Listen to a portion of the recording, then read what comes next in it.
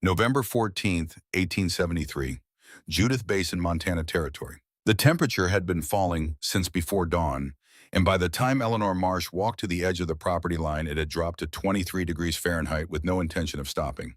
The sun was still up, pale and distant, offering light without warmth, the way certain people offered words without meaning. She stood there with everything she owned gathered into a single flour sack, and she watched Gerald Marsh measure the boundary of what used to be her home. He was not looking at her. That was the first thing she noticed. He moved the measuring tape slowly, deliberately pressing each stake into the frozen ground with the careful attention of a man who wanted witnesses to his patience.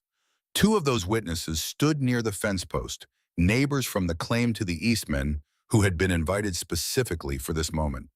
Gerald had planned it that way. He always planned things. She had known this was coming for 3 months. Not suspected. Known. Gerald crouched over a stake and drove it down with a mallet, and the sound rang out across the empty field like a judge's gavel. Only then did he look up at her. His expression was not angry. It was something more deliberate than anger. It was the face of a man who had already won and was simply completing the paperwork. "The sheriff in Fort Benton has a copy of the complaint, Eleanor," he said. His voice was level, almost conversational.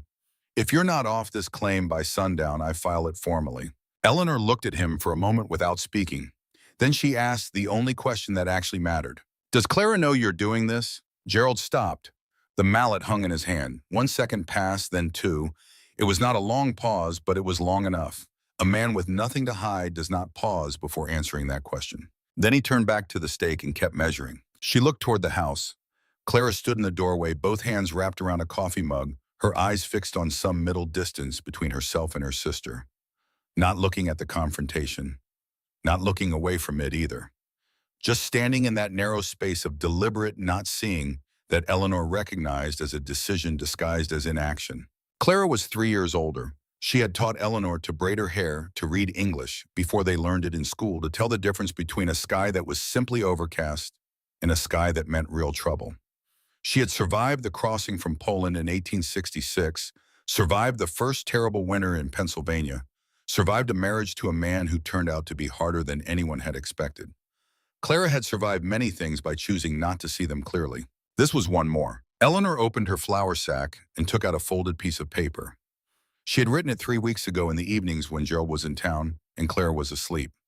She walked to the fence post nearest to Gerald and set the paper on top of it, weighting it down with a small, flat stone so the wind would not take it. Gerald glanced at it but did not pick it up. She turned and walked west without looking back. She did not hear Gerald's footsteps. She did not hear Clara call out. What she heard after a few minutes was the sound of Gerald picking up the paper from the fence post, the small scrape of it lifting off the wood. She had been listening for that. He kept it. She had counted on that too. The paper was a list.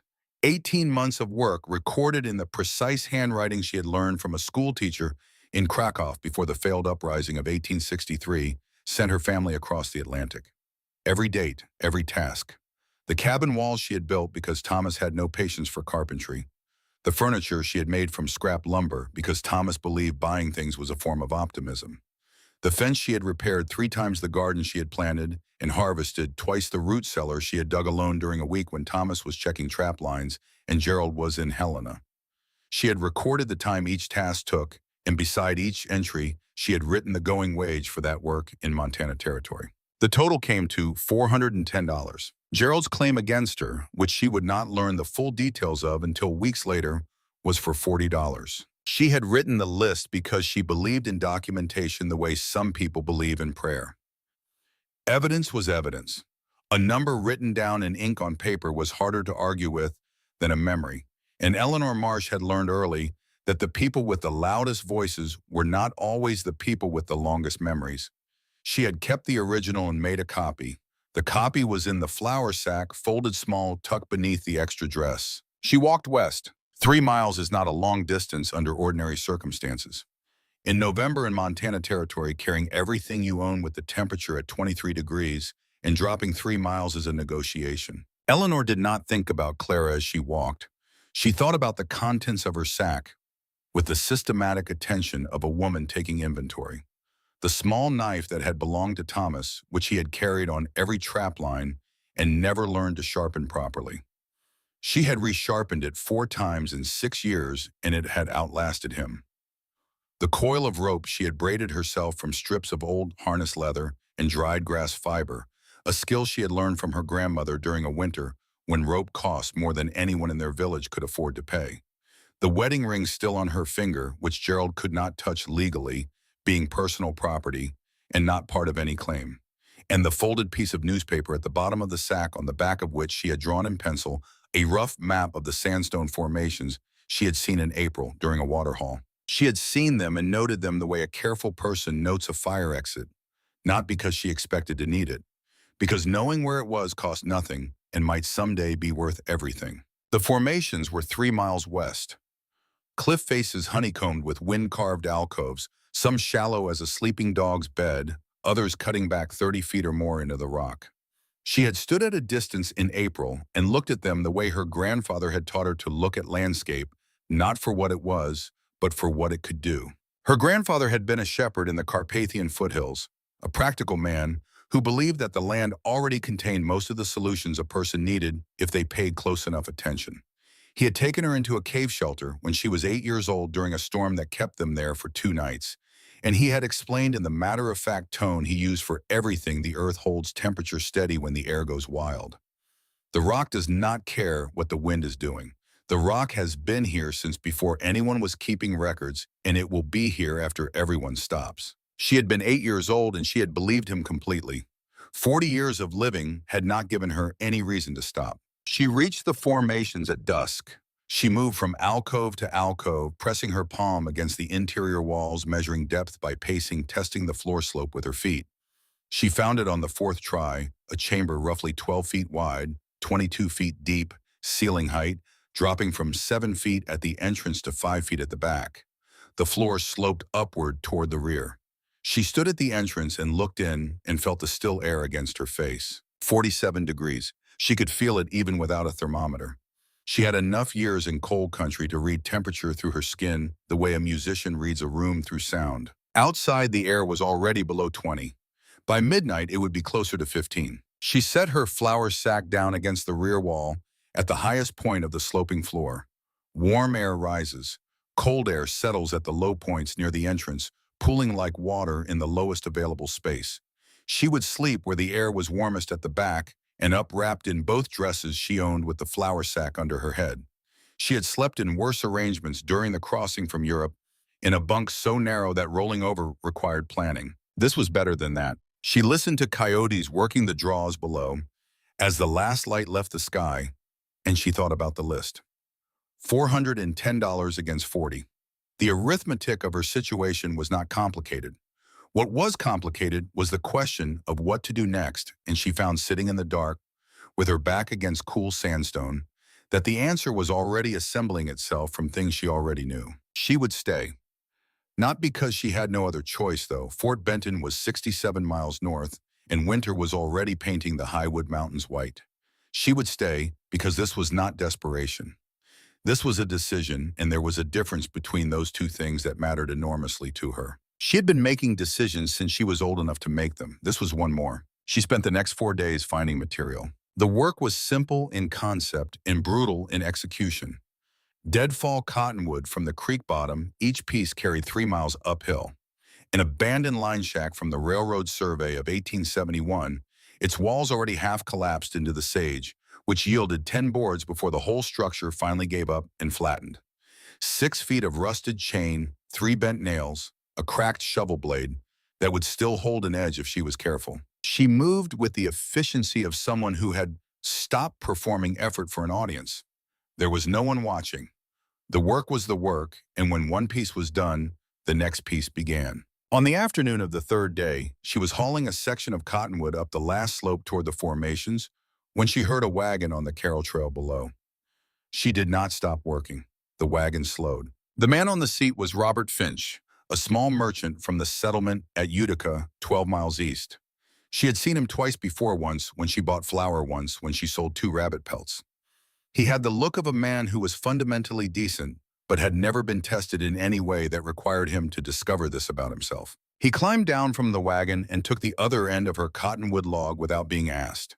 They carried it the last 100 yards together before he spoke. Mrs. Marsh, he said, setting his end down carefully. My wife Margaret has arranged a room at the Hensley boarding house in Utica. It's not charity. You'd work for your keep. Eleanor looked at him. He meant it genuinely. That was the most difficult kind of offer to refuse because refusing it required explaining something that was hard to explain to someone who had never needed to. Is the room mine, Mr. Finch? She asked. Or is it the Hensley family's? Finch opened his mouth and then closed it again. He was working through the question she could see and finding that it led somewhere he had not expected. You'd have use of it, he said finally. That's a different thing from owning it, she said. Thank you for the offer.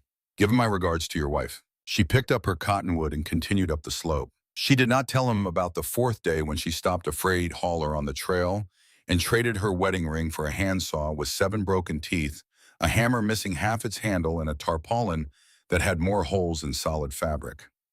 The hauler had looked at her with the specific expression of a man who wants to say something and cannot find the right words.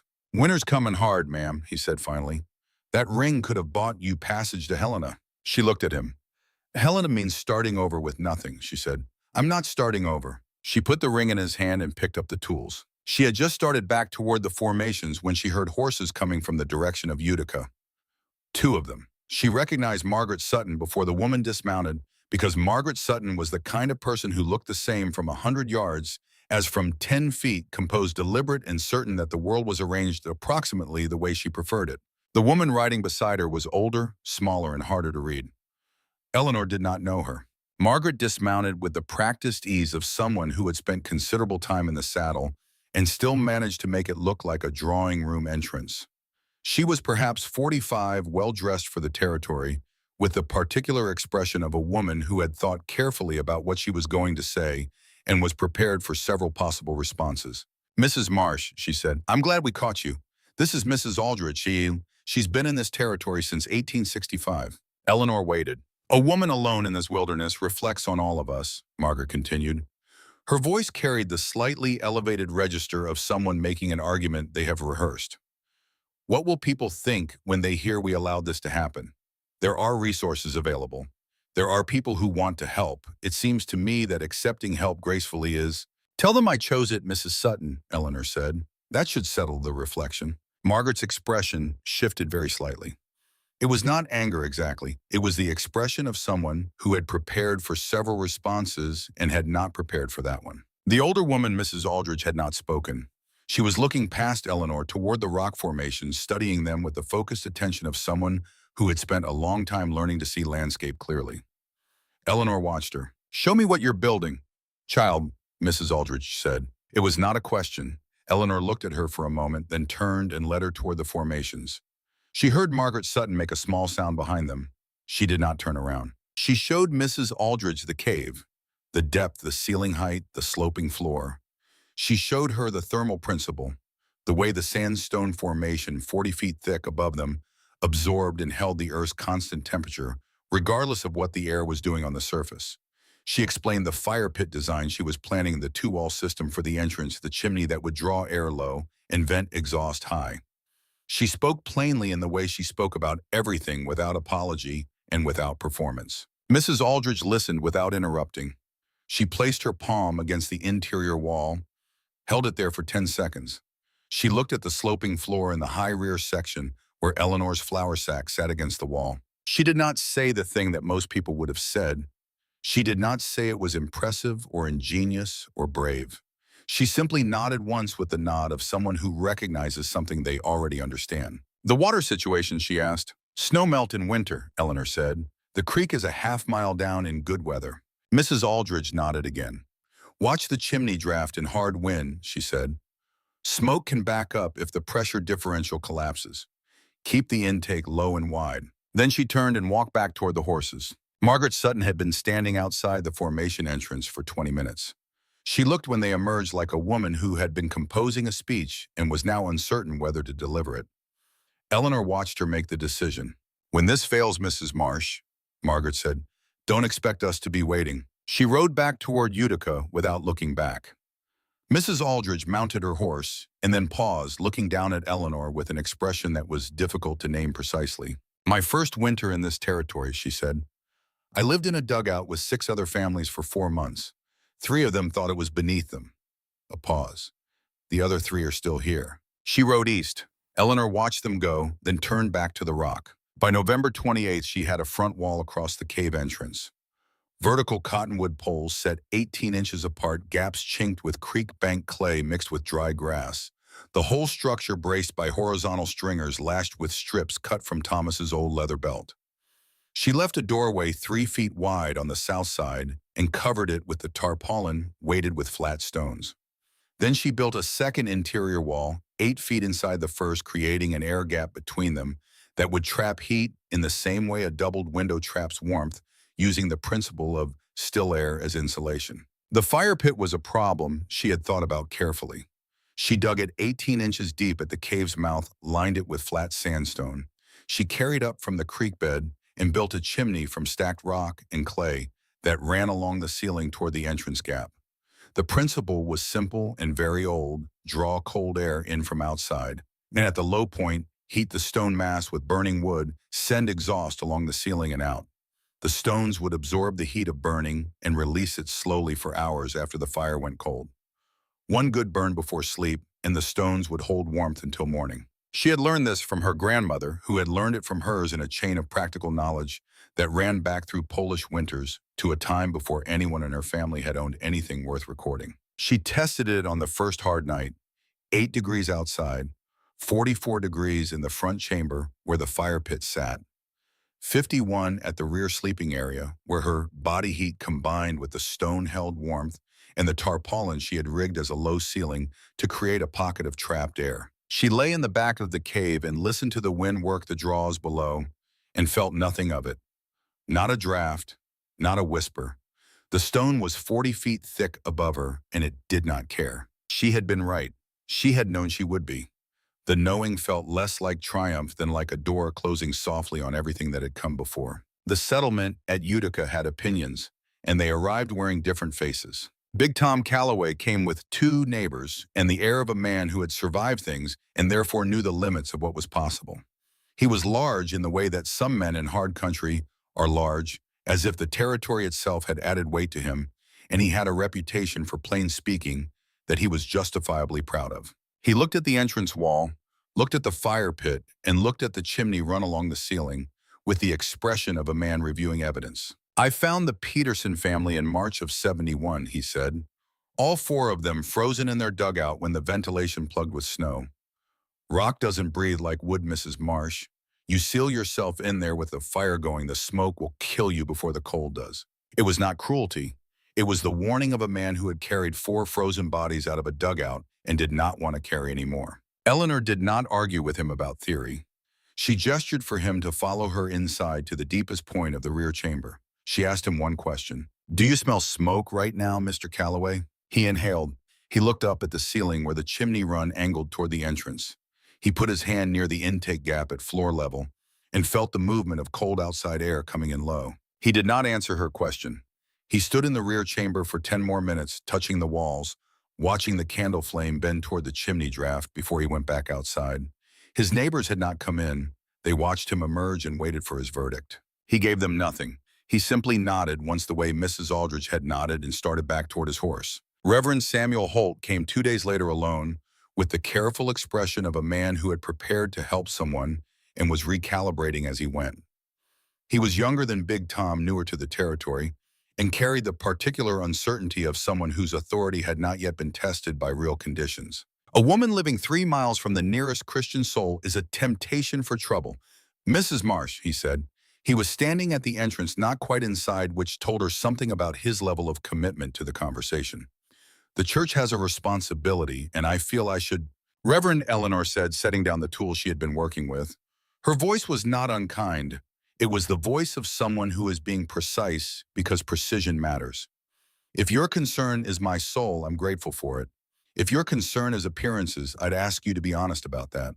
The color rose in Holt's face. He was not a dishonest man. He simply had not been explicit with himself about which concern had actually brought him 3 miles in the cold, and having it named out loud was uncomfortable. He stood there for a moment, caught between responses, then said, "I'll pray for your safety, Mrs. Marsh." "That's kind," she said. "Come back if you want to talk further." He did not come back that week. She suspected he would eventually. December 8th, the temperature dropped below 0 Fahrenheit before noon and stayed there for 6 days. Eleanor woke each morning in the rear chamber with the air holding steady. At 51 degrees, walked forward to the fire pit, where residual heat in the stones kept the front chamber at 44, and stepped outside into air so cold it turned her breath to ice crystals before the vapor could rise. She did not suffer. That was the thing she had not entirely expected. She had expected to survive. She had not expected the particular quality of those mornings, the silence inside the cave that was not merely the absence of noise, but the presence of something steady. The way the stone held its temperature, the way a reliable person holds their word without drama and without exception. The cold was outside. The cold could stay outside. What she had not prepared for in all her practical calculation was the silence. 20 feet back from the entrance, sound dampened to nothing. She could hear her own heartbeat. On still nights, she could hear wolves in the Highwood Peaks 15 miles distant. The silence was not lonely exactly. It was the silence of something solid, a structure that excluded chaos by its nature, not by effort. But it was also undeniably the silence of one person. One heartbeat, one set of footsteps on the stone floor. She had made her decision, and she held to it without regret. Still on the 7th morning of the cold snap, she stood at the entrance with her coffee cup and looked out at the white-locked landscape and acknowledged privately and without drama that the question of what came next was a real question. She had food for perhaps 2 months if she was careful. She had the tools she had traded for.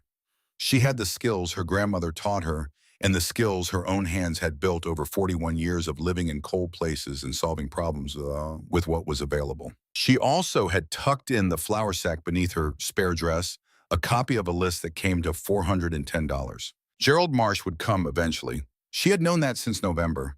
He would come with papers and a lawyer in the particular confidence of a man who had never been challenged by someone who had prepared longer than he had. She was prepared to receive him. But first there was the matter of December and what December was about to bring.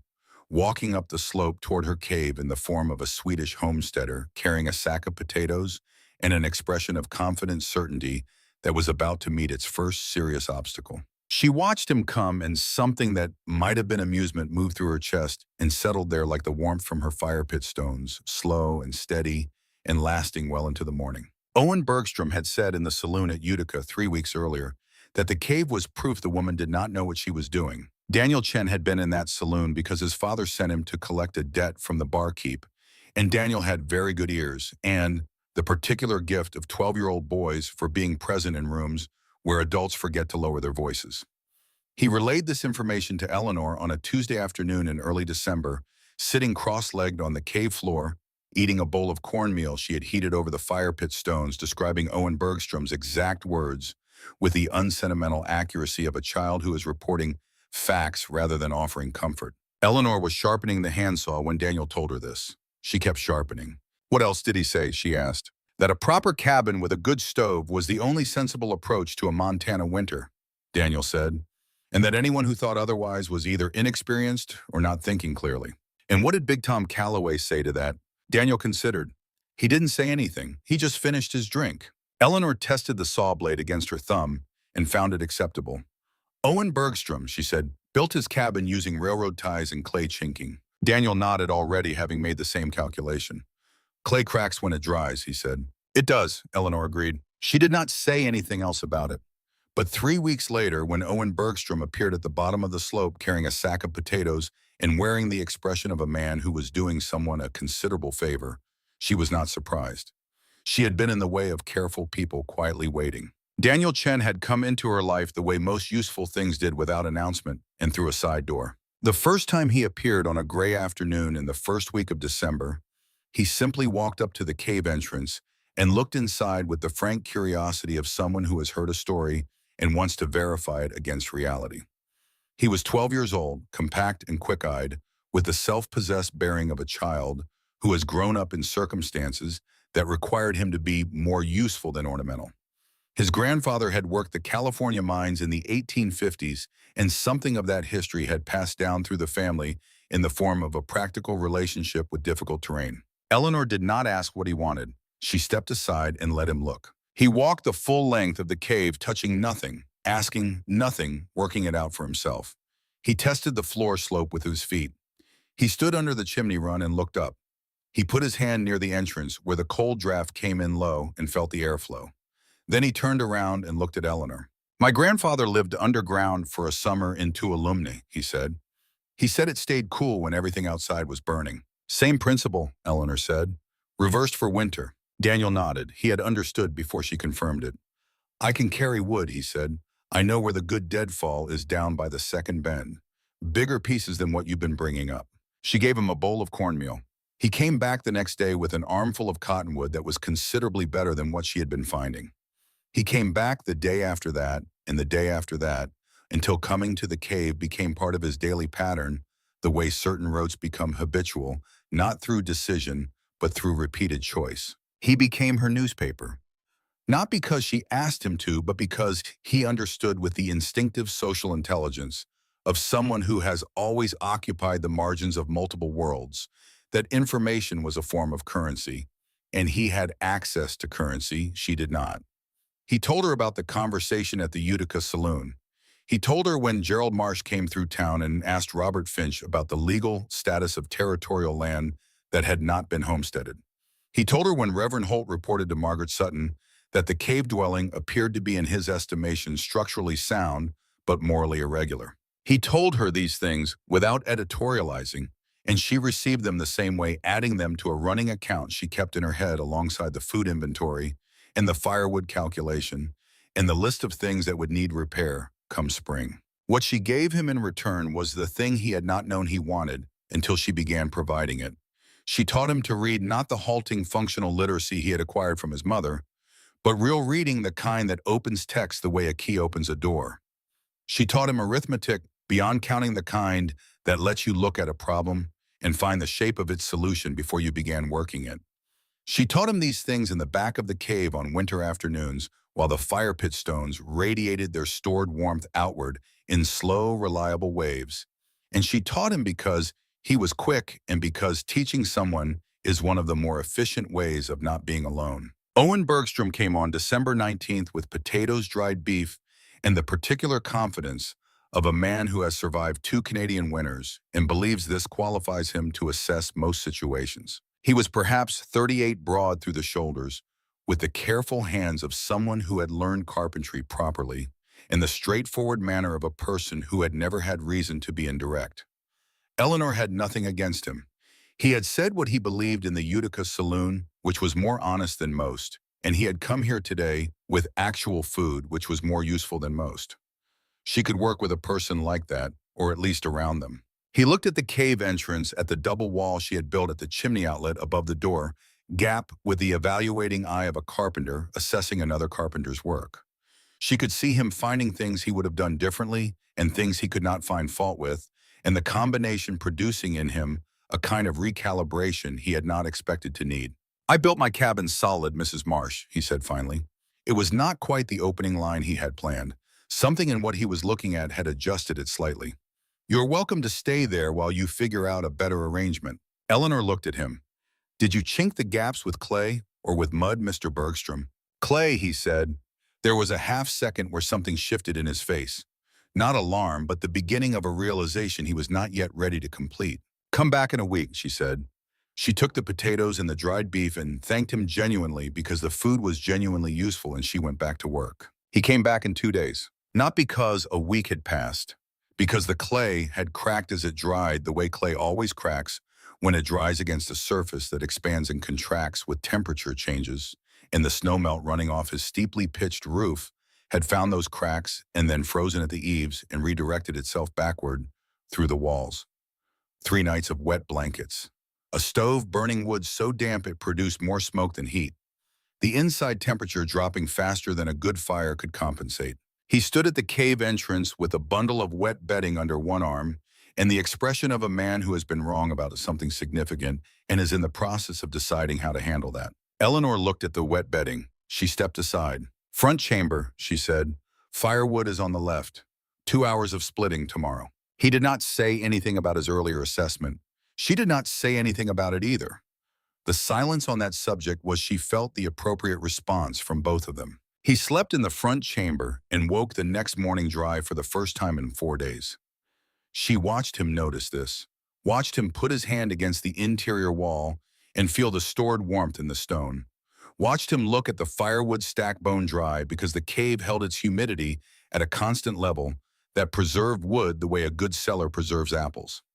He was adding things up, and he was doing it honestly, which meant the total was going to be uncomfortable. He split firewood for 2 hours with an efficiency that was genuinely impressive. She let him work without commentary. When he finished, he stacked it the way he had seen her stack it, which was not the way he would have done it himself, and that small concession told her more about his character than the 2 hours of labor had. He came back the next night, and the next.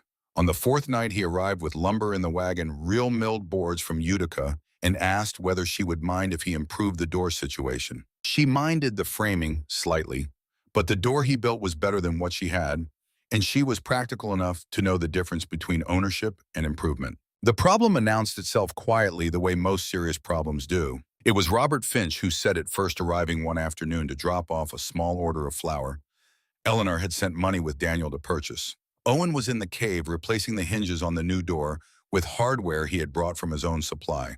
Finch came in, assessed the scene, and said to no one in particular, "Got yourself quite a setup here." He meant it as a compliment. Owen said without looking up from the hinge plate, "We've been working on it." "We." Finch looked at Eleanor.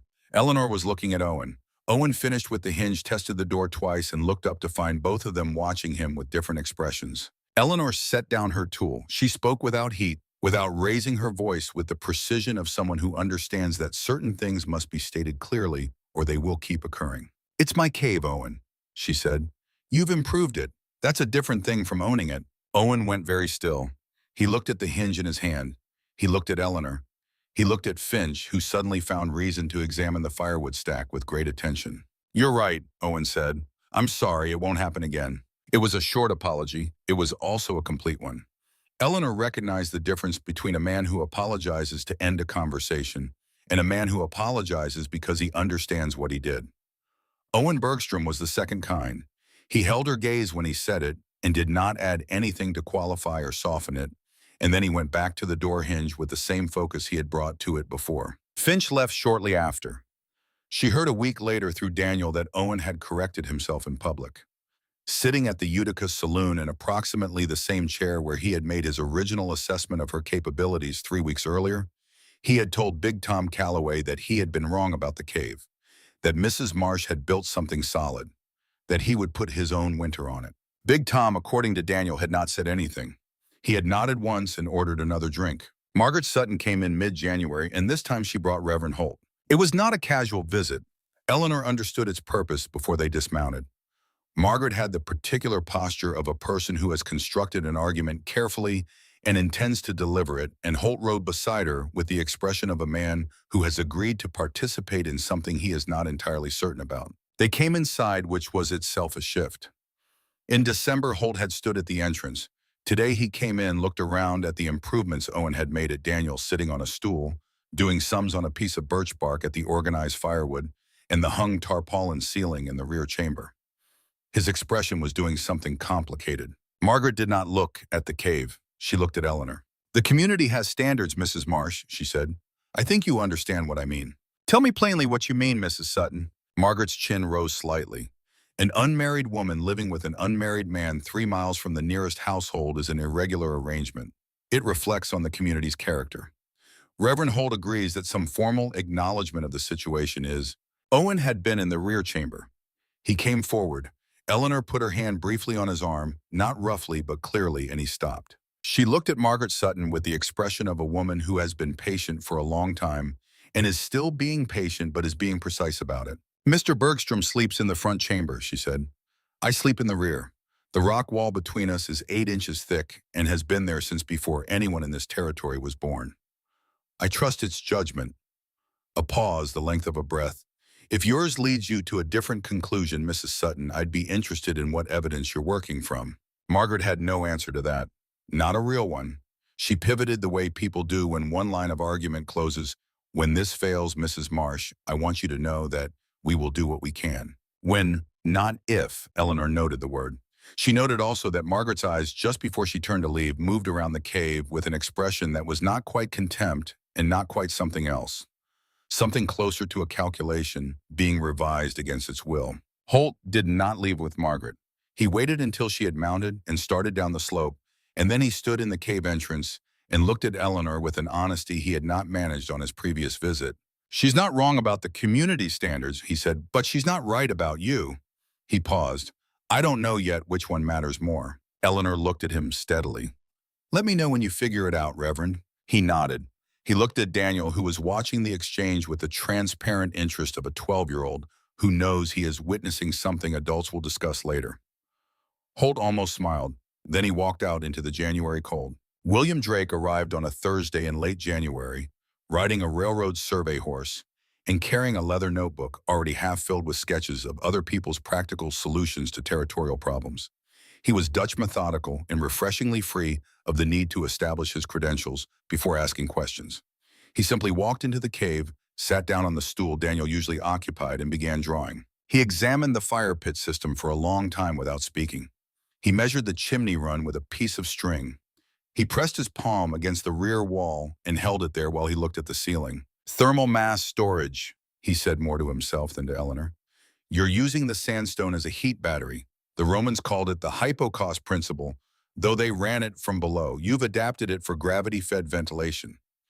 He looked up at her. "This is brilliant. Simple, but brilliant." "It works," Eleanor said. That was all she needed it to be. Owen was standing near the entrance, listening with the particular attention of a carpenter who has been living in the result of something and is now hearing it explained in a language that gives him new tools for understanding it. Daniel was listening with both ears in the expression of someone filing away information at speed. Drake asked Owen to explain the double wall construction. Owen did accurately, and Eleanor watched him do it without inserting herself because he had earned the right to explain the parts he had built. Drake sketched rapidly, asking clarifying questions, and then looked up at Eleanor. "May I use this design, share it with other homesteaders?" "Knowledge isn't property," she said. "Use it if it helps." Drake opened his notebook to a fresh page. "I'd like to record your name properly, for the record. Eleanor Marsh, Eleanormarsh. Former name?" She looked at him. "Kowalczyk," she said, Kowalczyk. Drake wrote it carefully, then looked up. "Polish." "Yes. My grandmother was from Krakow. She had a saying." His pen moved. "She said Poles either die early or outlive everyone else." Eleanor was quiet for a moment. "Your grandmother," she said, "was paying attention." Drake smiled, snapped his notebook closed, and said he would send copies of the design to 3 settlements along the Fort Benton route before spring. He was as good as his word. She would learn this later in the particular way you learn things about people who do what they say, through results, not announcement. January 28th began as a manageable day. The temperature had been cold, but not savage for 2 weeks, hovering around 18 degrees during the daylight hours and dropping to perhaps 5 below at night. Owen had gone to Utica that morning to collect a lumber order he had placed before Christmas, the kind of transaction that should have taken 3 hours and been finished by noon. By 2 in the afternoon, Eleanor was watching the sky. She had seen that color once before in the winter of 1872, in the days before the storm that killed Thomas. Not gray exactly, a yellowish gray like old bone with a quality of density that meant something was coming from the north that had a long way traveled behind it and considerable intention remaining.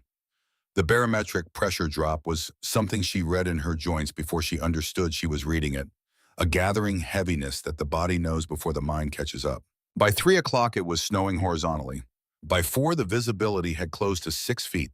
By 5, the temperature had fallen to 11 below and was still dropping at a rate that suggested it had no particular destination in mind. Owen had been due back at noon. Eleanor built the fire pit to maximum capacity, the stones glowing a dull orange by evening. She hung every spare piece of canvas across the entrance, triple-layered, weighted at the bottom with creek stones she had carried up in September, against exactly this kind of need. She set a pot of water to heat on the stones for broth. She did all of this quickly and without wasted motion, the way she did things when the margin for error was narrowing. Then she coiled a length of rope, tied one end to the center post of the entrance wall, and stood in the doorway with the other end in her hand, looking out into white nothing. She listened between gusts for anything that was not wind. She heard nothing for a long time. The temperature outside, by her estimation, had reached 20 below. Wind chill considerably further. The kind of cold that did not announce itself as cold exactly, but rather as an absence, as if warmth had been a color, and someone had simply removed it from the world. At 7 in the evening, she heard the horse before she heard anything else. Not movement precisely, a sound like a large object settling against resistance very near the rock face.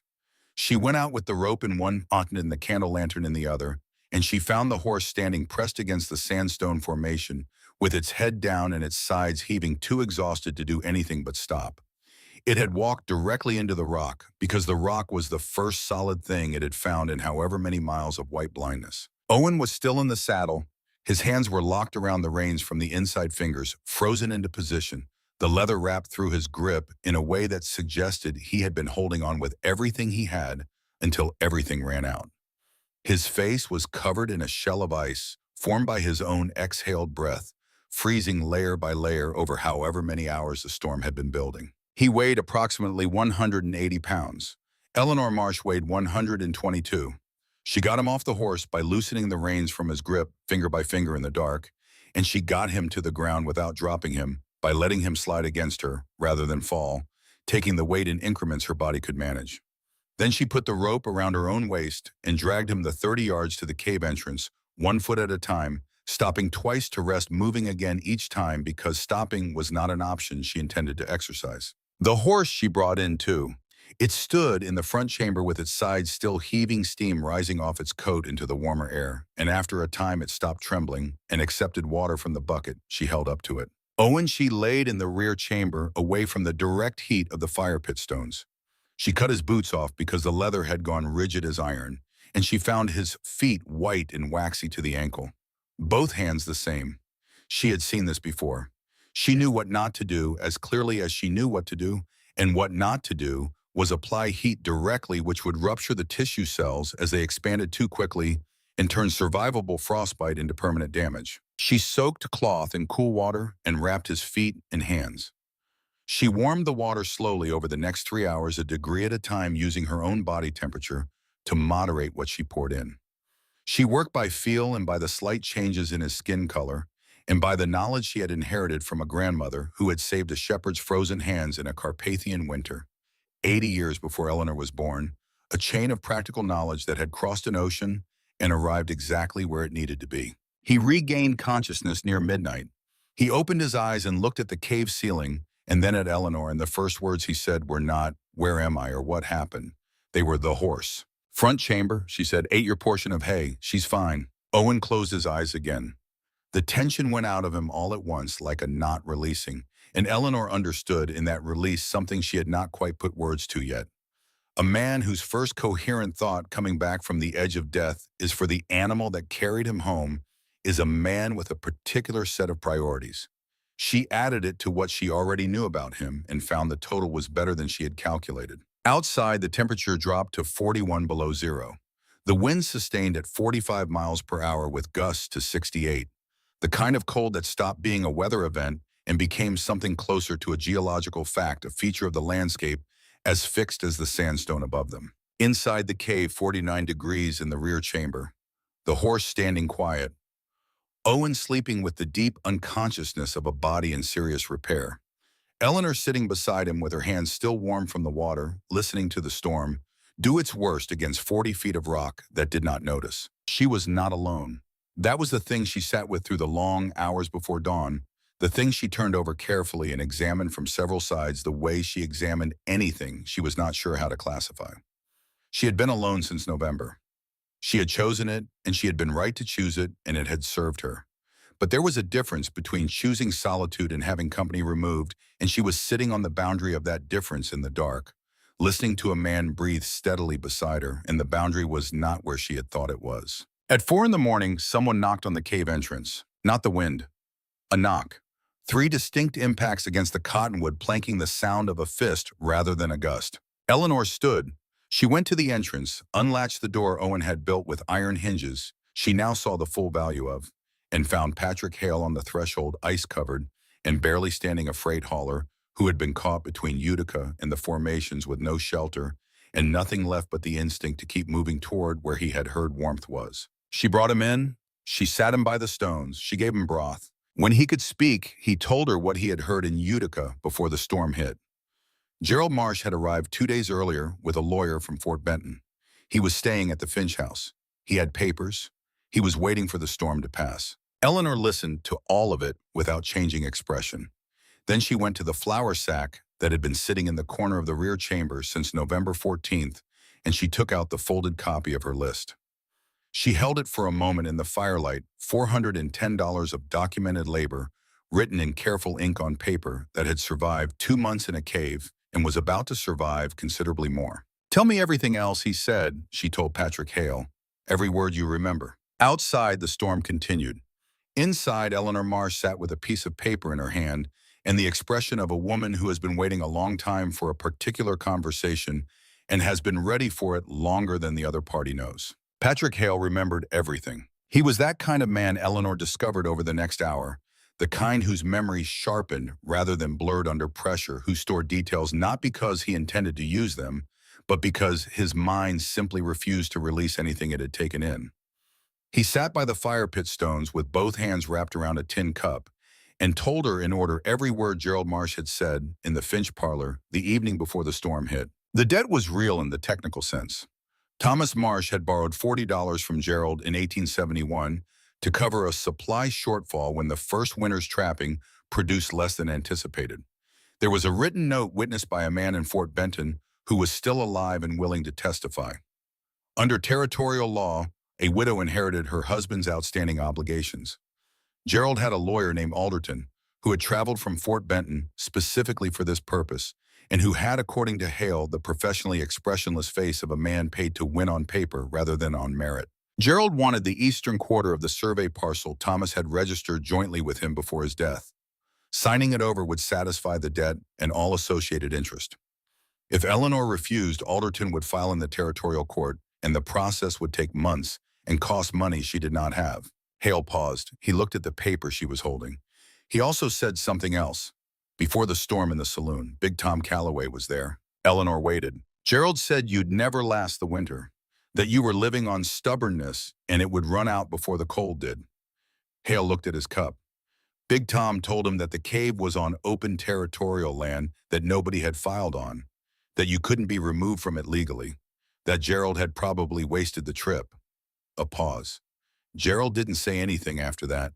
He just paid for his drink and left. Eleanor folded the paper along its original creases and held it in her lap. Owen was awake. She had not heard him stir, but she could tell by the quality of his stillness that he had been listening for some time. He was lying in the rear chamber with his bandaged hands resting on the blanket, his eyes open, watching her with the focused attention of someone who has recently survived something and is now assessing what comes next with considerable interest. She looked at him. He looked at the paper. "What's on it?" he asked. "Arithmetic," she said. The storm lasted 3 more days. Not 3 days of heavy snowfall, which would have been manageable, but 3 days of sustained Arctic air, moving down from the north with the focused patience of something that had started in the Canadian interior and intended to finish in Montana. The temperature did not rise above 0 until February 1st. On the worst night, the second night, it reached 49 below. The cave held. It did more than hold. As the hours accumulated and the cold outside approached the kind of intensity that stopped being weather and started being a test of materials, the cave simply continued to do what it had been doing since November: absorb or retain release. The stones in the fire pit gave back their stored warmth in the measured way they always had. The sandstone walls maintained their temperature with the indifference of geology to human timelines. The front chamber stayed at 38 degrees. The rear chamber, with 6 people generating warmth, climbed to 51. They were not alone for long. The Chen family arrived before dawn on the first full day of the storm, Daniel leading them with the confidence of a 12-year-old who had walked this route enough times to know it without light. His father carried his youngest daughter on his back. His mother carried what they had managed to grab before the cabin wall began to crack inward from wind pressure. Daniel brought them straight to the rear chamber and then turned around and went back to the entrance to help Eleanor hang additional canvas against the wind that was finding the edges of Owen's doorframe. Big Tom Calloway arrived at first light alone, stamping snow from his boots in the entrance, looking around at what he found with the expression of a man recalculating something he had held as settled. He had come from half a mile away through zero visibility, following a route he had apparently committed to memory sometime in the past year without ever announcing that he had done so. He did not say anything about December when he had come with skepticism and gone with silence. He found a corner and sat down and became immediately useful, which was his way of handling most things. Reverend Holt came alone in the early afternoon of the first day walking because his horse had refused to leave the barn. He arrived coated in ice from the waist down, unable to speak for several minutes, sitting on the floor near the fire pit with his eyes closed and his breathing gradually returning to something regular. When he could speak, the first thing he said was her name, not Mrs. Marsh. Eleanor, as if the formality had been stripped away along with his certainty about several other things. Margaret Sutton came last. She arrived at the cave entrance near the end of the first day alone on foot, having left her horse at the Finch barn a quarter-mile back when the animal's footing became unreliable.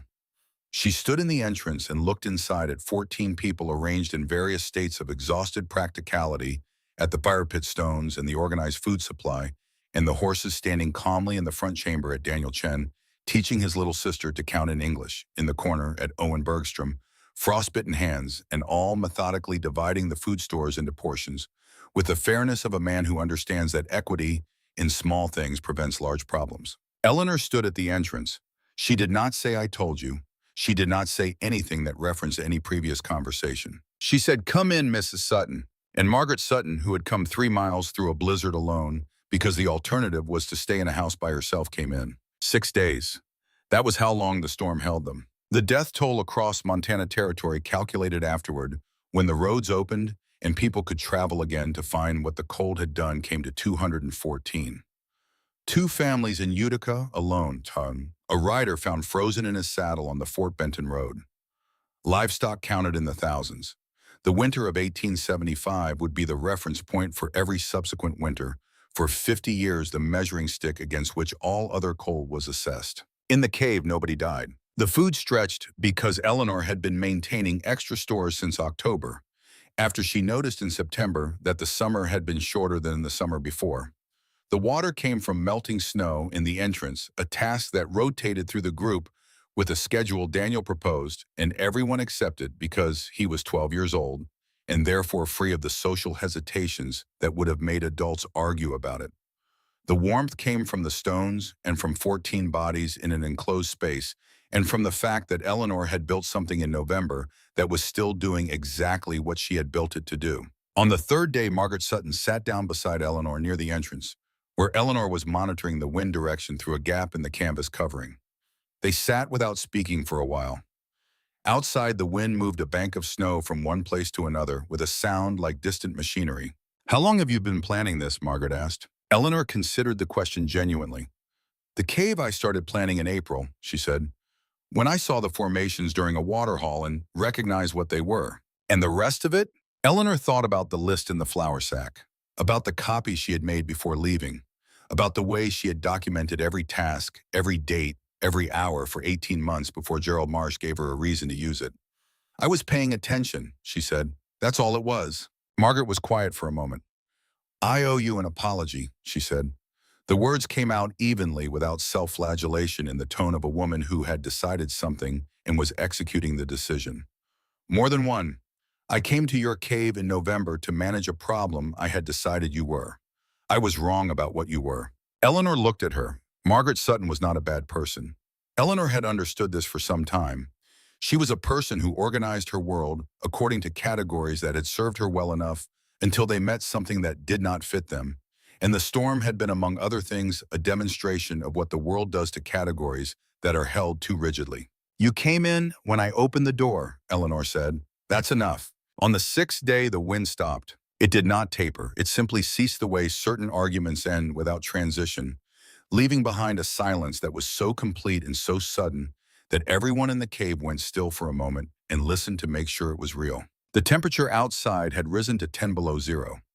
After what the past 6 days had been, this felt, as Big Tom Calloway said while looking at the thermometer Eleanor had nailed to the entrance post in December, like something close to a gift. They went out and looked at what the storm had left. Snow drifted into walls 10 feet high against the rock faces to the north.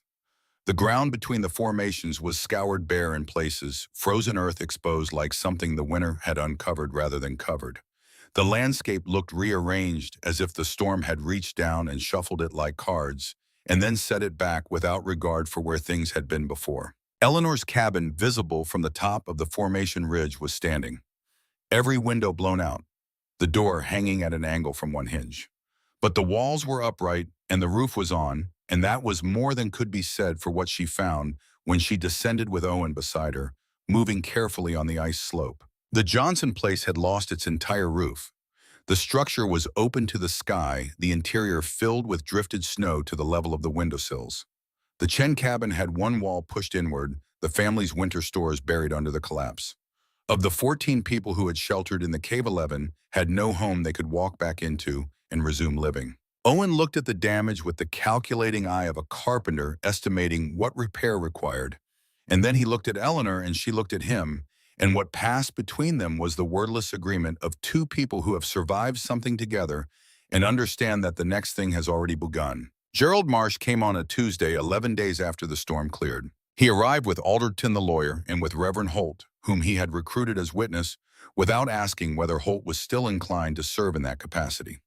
The three of them rode up the slope to the cave in the late morning under a sky that had turned the clear, hard blue that Montana produces after serious weather, as if the atmosphere were compensating. Eleanor was inside. Owen was repairing the window frames of the cabin 200 yards away, visible from the cave entrance, close enough that she could hear the hammer if she listened. She had told him she would handle this herself. He had looked at her for a moment and then gone back to his measurement. That was the right response, and she had noted it. Gerald looked around the cave entrance and then inside.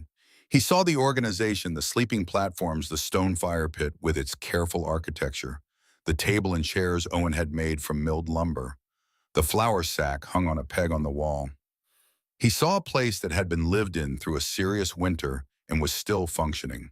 Whatever he had expected to find, this was not it, and the adjustment took him a visible moment. Alderton read the claim without preamble. $40 principal, $8.40 interest accrued since 1871. Thomas Marsh, deceased, obligated by written instrument. Eleanor Marsh, widow, liable as successor. The Eastern Quarter parcel, surveyed and registered, sufficient to satisfy the debt in full. Sign here. Gerald watched her across the table while Alderton read. He was looking for the thing he had been looking for since November, the thing he had looked for in the doorway when she left the property with her flour sack. He was looking for the moment when she would realize the limits of her position. Eleanor waited until Alderton finished. Then she went to the flour sack on the wall peg and took out the folded paper she had carried since the 14th of November. She set it on the table and smoothed it flat. She read from it not because she needed to, but because reading it aloud made the numbers real in a way that hearing them did not. Dates, tasks, hours, rates. Fence repair, 3 occasions. Cabin wall construction, the north and east faces. Root cellar excavation. Garden preparation, planting and harvest for 2 seasons. Furniture construction. Equipment maintenance and repair. The list went on for 26 lines. At the bottom, the total. $410. Thomas owed you $40, Gerald, she said. She kept her voice level because she had no need to perform anger and had never confused performance with strength. You owe me $410. I've been waiting 2 years for the opportunity to have this conversation. Alderton looked at the paper with the expression of a lawyer encountering a document he should have anticipated and did not. He picked it up, read it again. He set it down with the careful deliberateness of a man who has just recalculated the trajectory of a proceeding. These are valid labor claims, he said, and he was speaking to Gerald, not to Eleanor. Documented, dated, the rate is consistent with territorial standards. He paused. If she files a counterclaim, the Eastern Quarter doesn't cover it. Not at these numbers. Gerald looked at his lawyer. He looked at the paper. He looked at Eleanor. She met his gaze without moving. She had been waiting for this look for 2 years, and she had nothing to add to it. He would either recognize what he was seeing, or he would not, and either way the arithmetic did not change. He turned to look at Reverend Holt. Holt was standing near the entrance with his hands clasped in front of him and an expression that had moved some distance from the one he had arrived with. He had been in this cave 4 times now. He had sheltered here during the worst storm in Montana history. He had watched Eleanor Marsh manage 14 people and 6 days of crisis with the same steady competence she brought to everything else. He was not the same man who had come in December to rescue her from her own decisions. I can't advise you on the legal question, Holt said to Gerald, but I can tell you what I've seen. He looked at the cave, at the fire pit, at the table with the paper on it. This woman built something that saved 11 lives during that storm, possibly more counting the riders she sheltered before January. He looked back at Gerald. Whatever you came here to accomplish, I'd think carefully about the company you want to keep going forward. Gerald Marsh picked up his copy of the claim document. He folded it. He put it in his coat pocket. He did not sign anything. He did not say anything further. He walked out of the cave and down the slope to his horse and rode east toward Utica, and Alderton followed him, and that was the last time Eleanor Marsh ever saw her brother-in-law face to face. Holt stayed. He sat down in one of the chairs Owen had made and looked at the table for a while. I owe you several apologies, Mrs. Marsh, he said. I came here in December to save you. I've spent the past 2 months discovering that you were the one doing the saving. He paused. I should have seen it sooner. Come back in spring, Reverend, she said. I'll be here. I know, he said, and he said it with the certainty of a man who has updated his information and trusts the new version. Owen Bergstrom proposed marriage on a morning in late February when the temperature had finally climbed above zero for 3 consecutive days, and the idea of spring still distant had become possible to think about without it feeling like cruelty. He did not ask her inside the cave. He waited until they were standing outside in the cold morning air, both of them looking at the cabin he had been rebuilding for the past 3 weeks.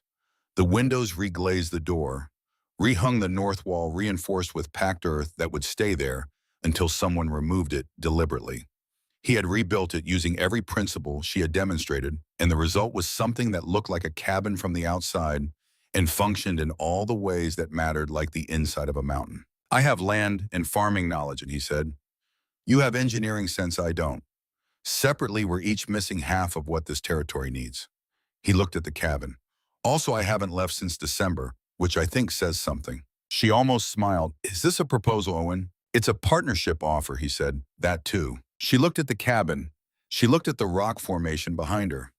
She asked the question she needed the answer to. If I say yes, does the cave stay mine? He looked at her with the direct gaze she had come to recognize as his version of honesty.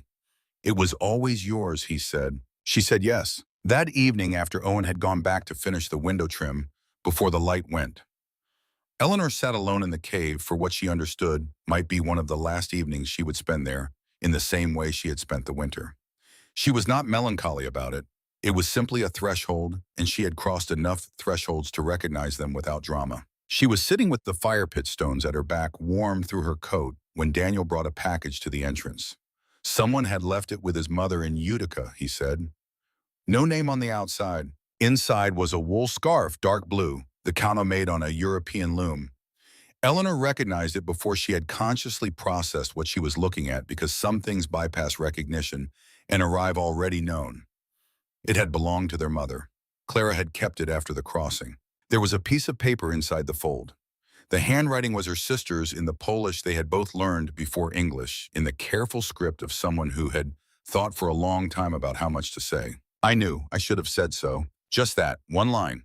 No signature, though none was needed. Eleanor sat with the scarf in her hands for a long time.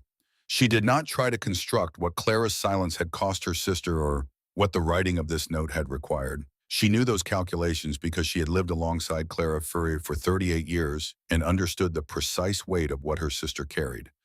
The note was not an explanation. It was not a reconciliation. It was a woman in an impossible position, finding the smallest honest thing she could do, and doing it, and Eleanor received it for exactly what it was. She folded the scarf carefully. She placed it in the flour sack that had carried everything she owned on November 14th, the same flour sack that now held the copy of her list, the pencil map she had drawn in April, and the piece of birch bark on which Daniel had written his first full sentence in proper English back in December.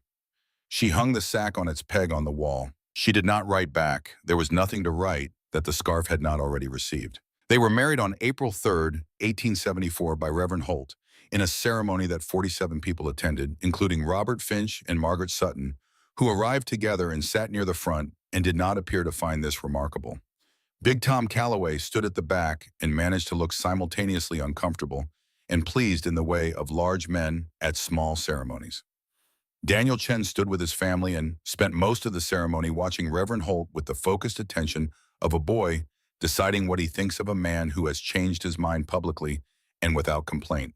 The community gave them lumber, not as charity as a specific material acknowledgement that what Eleanor had built through that winter had value the community was prepared to recognize in practical terms. The winter of 1875 arrived on October 29th and did not intend to leave quickly. Eleanor had been watching the sign since August, the early departure of certain birds, the thickness of the fur on the animals she and Owen trapped in September, the quality of the light in October that was different in some way she could not have articulated, but recognized as a warning from the same part of her that had read the barometric drop in January 1874. She told Owen in September that they needed twice the firewood they had planned. He looked at her for a moment, then doubled the order. By November 12th, the temperature was below zero and staying. By December, they were burning wood at a rate that would have been unsustainable if they had not prepared. The cabin held steady at 51 degrees, adequate. They dressed in layers indoors. They kept working. January 17th, 1875, 52 degrees below zero Fahrenheit. Not wind chill. Actual air temperature read off the thermometer on the cabin wall, then verified against the thermometer Owen had nailed outside, then accepted as real with the quiet resignation of people confronting a number that exceeds previous experience. Cottonwood trees along the creek split from the inside as their moisture froze and expanded, each one producing a sound like a rifle shot in the pre-dawn darkness. Smoke from the cabin stove fell rather than rose because the air above the chimney was colder than the exhaust coming out. The world had reached a temperature at which ordinary physical behavior stopped being reliable. The cabin held that day and the next and the next. They burned wood constantly, fed the fire every 3 hours through the night in shifts, and the walls kept the cold at bay through a combination of Owen's construction and Eleanor's design principles working together the way the partnership had been working for a year. They got through January 17th and the 18th and the 19th. On January 20th, the temperature rose to 35 below. It felt genuinely and without irony like relief. They let themselves rest. They should not have. January 22nd, the wind came. Not cold alone, which the cabin had been managing. Winds sustained at 61 miles per hour from the north, 16 hours without break. The kind of force that does not look for weaknesses so much as reveal them. The double wall system, which had provided excellent insulation against static cold, turned against them when wind pressure found the air gap and converted it from trapped warmth to channeled draft. The temperature inside began to fall at 2 degrees per hour. By midnight, it was 29 degrees inside the cabin. Owen was burning wood at a pace that would exhaust their supply in 6 days. The door was shaking in its frame hard enough that Eleanor could see the candlelight flicker with each gust. She looked at Owen. He was already looking at her. They had 148 seconds to dress in every layer they owned, collect what they could carry in 2 minutes, and get out before the temperature made movement dangerous. She knew this the way she knew the cave was 200 yards away, and the wind made it functionally invisible. And she had walked the road enough times to know it in her body regardless of what her eyes could or could not see. Now, she said, before we're too cold to move. Owen did not argue. He was already pulling on his second coat. 200 yards. Zero visibility, not from snowfall, but from ground drift, frozen crystals moving horizontally at 61 miles per hour, a surface that stripped exposed skin in under 2 minutes. Eleanor had the rope. She had brought it from the cabin specifically for this possibility coiled over her shoulder because she had been thinking about this walk since October. She tied one end to Owen's belt. She held the other in her left hand. With her right, she held Daniel's hand, and Daniel held his father, and his father held his mother, and his mother held the baby because the Chen family had been in the cave since the temperature dropped and had come to the cabin for dinner, and the storm had closed the option of going back before they finished eating. Owen led, Eleanor counted behind him. The wind hit them like a wall the moment they cleared the cabin door, and for the first 3 steps, she felt her body register the cold as something close to a physical blow. Then the counting started, and there was only the counting. At step 100, she could not see Owen ahead of her despite the rope. At 150, she felt Daniel's grip tighten in her right hand and tighten back. At 220, Owen stopped. She moved up beside him. He had turned his head toward her, his face encased in the ice, his breath had formed in the first 100 yards. He did not know where they were. The white in every direction was identical in total. She had both their counts in her head. She had been counting his footstep length for a year in every terrain and every condition. She knew the difference between his stride on flat ground and his stride on the uphill approach to the formation. They were trending slightly south. The rock face was 15 steps to the right. She pulled his arm. He went with her. At step 237, his hand hit stone. She heard him exhale a long, controlled release, and in the sound of it, she heard everything the past year had built between them, all the decisions and corrections and apologies and mournings, in the particular quality of trust that develops between people who have been tested and found each other reliable. He found the door and opened it, and they went in. 14 people sheltered in the cave that first night. By dawn, the number was 15 when Big Tom Calloway arrived at first light, and by the end of the second day, it was 16 when Patrick Hale arrived again, becoming a man who would spend the rest of his life telling people that if they were caught between settlements in a storm, the Marsh shelter was 3 miles west of the old survey stake, and it would hold. Big Tom Calloway arrived on the morning of the second day and directed 2 more people to the cave before coming in himself, standing at the entrance and telling them precisely where it was and precisely how to navigate to it through the drift using landmarks he had memorized sometime in the past year, without, as far as Eleanor knew, ever discussing the fact that he had done so. Margaret Sutton did not arrive this time because she was in Helena visiting her sister. What arrived instead was her husband Robert Finch, who had been in Utica when the storm hit and made it to the cave on foot in the first hour, and who sat for 6 days watching 16 people share space and food and firewood, according to a system that was simple and fair and generated no serious conflict, and who was, by the time the wind stopped, a different kind of convert than the dramatic ones, a quiet one already planning. The storm held for 6 days. The temperature outside ranged from 31 below to 49 below. In the cave, the temperature held between 45 and 51 degrees. Outside, 214 people died across Montana Territory. Inside the cave on the 6th day, Daniel Chen turned 13 years old. Eleanor had remembered the date. She had set aside a portion of flour and made a small flat bread on the heated stones, and Daniel ate it with the expression of someone receiving exactly what was needed at exactly the right moment, which is one of the rarest experiences available to human beings and one of the most worth providing. Spring came the way it always came after serious winters, late cautious, and then all at once. Robert Finch organized the community contribution. Lumber, labor, iron, hardware donated by the Fort Benton blacksmith. William Drake came back from his railroad survey camp and drew up formal plans documenting the cave's design, the fire pit architecture, the ventilation geometry, the sleeping platform dimensions. He submitted them to the territorial government with a proposal for similar shelters at strategic points along major routes. The government filed them and did nothing, which was what governments generally did with good ideas submitted before the bureaucracy was ready to receive them. But Drake sent copies to 7 other settlements himself, and those copies were acted on by people who had heard what happened in the Judith Basin during the winter of 1875 and did not need a government directive to understand the value of preparation. By the following winter, 7 cave shelters existed across Montana Territory, each one built by settlers who had adapted the design for their local geology, their available materials, their specific conditions. None of them were identical to Eleanor's. All of them worked on the same principle. Big Tom Calloway, who had come to the cave in November 1873 to warn Eleanor that rock didn't breathe, became its most reliable advocate. He told every freight hauler and every rider who passed through his section of territory that the Marsh shelter was 3 miles west of the old survey stake, that it was the warmest structure between Fort Benton and Helena, and that he would stand behind that claim against anyone who disagreed. He did not explain the transition between his first position and his second one. Some evolutions are better demonstrated than explained. Eleanor kept the cave. She used it as a cold storage through the summers, the 45-degree interior preserving root vegetables months longer than any conventional cellar.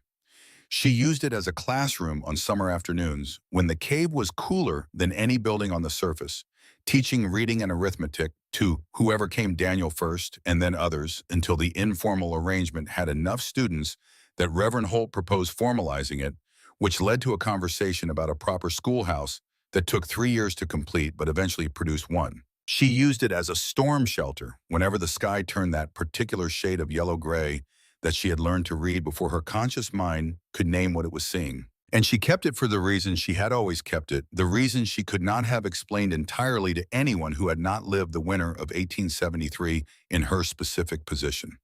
The cave was on open territorial land. No one had filed on it. No one could put their name on paper and claim it away from her.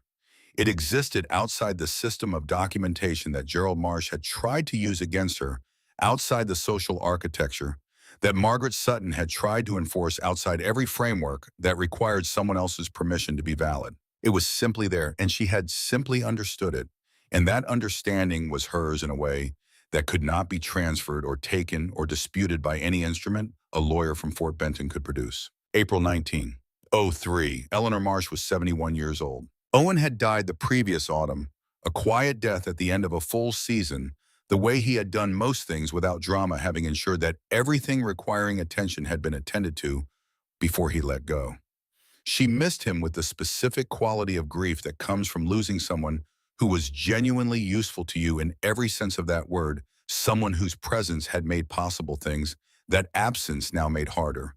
And she had found that the best response was to keep doing the things he had helped her learn to do, which was also what he would have recommended. She walked the 3 miles to the cave on an April morning that was cold but not viciously so, accompanied by her 2 grandchildren, James, who was 10 and already had his grandfather's carpenter's eye, and Ruth, who was 8 and had something else entirely. Something Eleanor had been watching develop for the past 3 years, with the quiet attention she brought to things she recognized but could not yet name. The cave was unchanged in the ways that mattered. The sleeping platforms had long since rotted and been removed. The fire pit was cold, but the walls were the walls, and the stone was the stone. And when Eleanor stepped inside and felt the still air at 47 degrees, the same temperature it had been on the first night, she felt something that was not quite memory and not quite the present, but some combination of both that only very old places can produce in people who have known them for a very long time. James went immediately to the fire pit and began examining the chimney construction with professional interest. He would be a builder. She had known this for years. Ruth walked to the rear wall and placed her palm flat against the stone. She stood there for a moment, feeling what the rock offered, which was the same thing it had always offered: steadiness. Was it scary, Ruth asked, living here alone? Eleanor stood in the middle of the cave and considered this honestly. She remembered the first night, the coyotes, the 23 degrees outside and the 47 inside, and the decision she had made, not with fear, but with the particular clarity that comes when you have been paying attention long enough to understand what you are seeing. No, she said, it was the least scary place I had ever been, because I built it to last. Ruth kept her hand on the rock. She was thinking. Eleanor could see it the way she could always see it in this child, a slow and thorough processing, the kind that arrived at conclusions other people reached by accident, if they reached them at all. Can I come here alone sometimes? Ruth asked. To think. Eleanor looked at her granddaughter's hand on the wall. 8 years old, standing in the place where Eleanor had spent the most formative winter of her life, asking the question that Eleanor had never articulated, but had answered through every subsequent decade of her existence. The cave was not just a shelter. It had never been only that. It was a place where the noise of other people's expectations could not reach, where the stone held its temperature against all external pressure, where a person could hear their own thinking without competition. It was a place that required nothing of you except the willingness to understand it. The thing Eleanor had built in November of 1873 was not walls and a fire pit. It was the proof that looking carefully at what already exists is sometimes the most radical act available to a person. That working with what is there rather than fighting what is not there produces results that last. That the most enduring structures are the ones that do not resist the world, but simply understand it. She had tried to teach this to everyone who had come through the cave. She had tried to teach it to Daniel and to Owen and to Reverend Holt, and in her way even to Margaret Sutton, who had learned it reluctantly and in her own time, but had learned it. She had tried to teach it to 4 children and 3 grandchildren in the cabin and in the classroom that had eventually been built because enough people understood that the teaching was worth making permanent. Now she stood in the cave and looked at Ruth's hand on the wall, and she understood that the teaching, this particular lesson, was already complete. Ruth had already arrived at the question that was the answer. Yes, Eleanor said, come back whenever you need to. Ruth nodded once with the nod of a person making a promise rather than accepting an offer.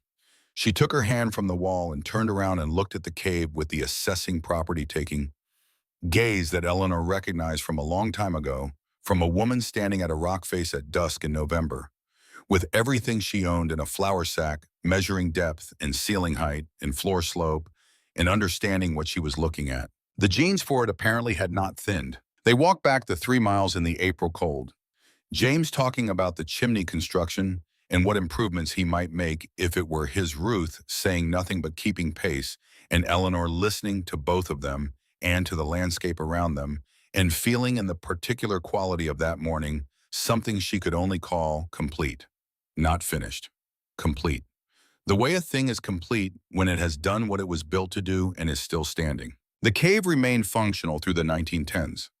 Archaeologists who documented it in 1967 found the original fire pit intact, the sandstone still showing the heat marks from a burning that had first been made in November of 1873.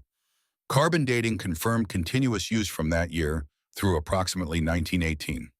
They noted the elegant simplicity of the ventilation design. They noted that the thermal stability of the interior remained consistent with Eleanor Marsh's recorded observations from the winter of her first season.